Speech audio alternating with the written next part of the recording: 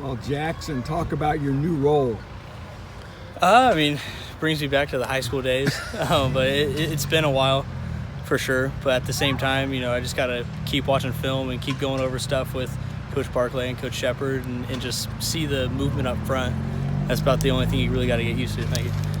Whose idea was it? I'm not sure, to be honest with you. I think Coach Shep came in and said, Jackson, you're going to be doing a little bit more running back. Coach Brown wants you over there. So I was like, okay, I guess so. So we've been doing that lately, and it's been good. It's been good. How do you envision your role, like on game day?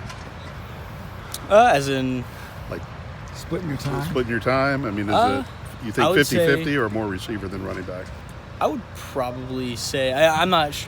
Right. I don't know for sure, but I would probably say it's more receiver, but at the same time mix in running back here and there, as well as special teams. So whatever you got to do to get on the field. You know what I mean?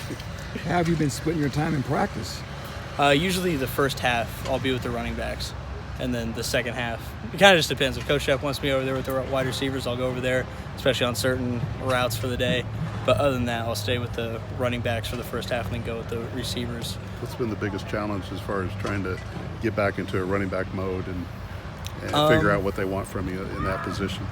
The biggest challenge would probably be just learning to be patient and change speeds.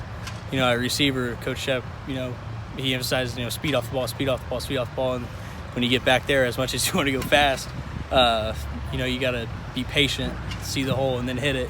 Coach Barclay always talks about, change of pace, slow to fast, slow to fast. So that's probably the hardest thing to get used to, really.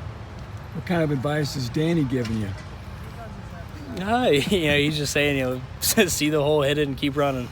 And just protect yourself and play hard wherever they need you to play. Did they tell you what they expect from you at the running back role? I mean, I don't think they envision you going 80 yards on one play, but right. But what's the expectation level for you? You never know. I mean, you always set the bar high for yourself, so you got to hit the hole hard. You never know what's going to pop, and if you think you're going to get 2 yards, you'll probably get negative 2 yards. So you just got to set the bar high and trust what's up in front of you and see the hole and just hit it. Sure, you're going to be a pass catcher out of the backfield.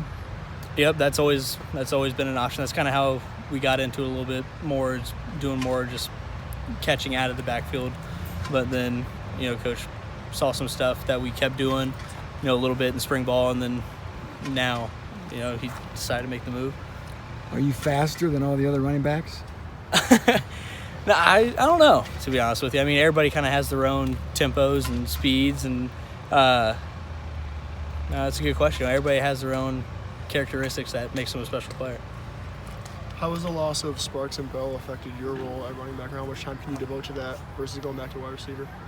Yeah, I mean, you hate to see the guys that make a huge impact go down, because especially when they got to miss the first couple days of practice. But at the same time, they're trying to get healthy. At the same time, you got to go out there and try to help Ahmad and Rondell, whoever's out there who's trying to take over more reps. So I mean, it's unfortunate because it kind of takes away from what you're trying to do, trying to learn the new stuff. But at the same time, you just got to go wherever is asked of you and make sure you do the right job.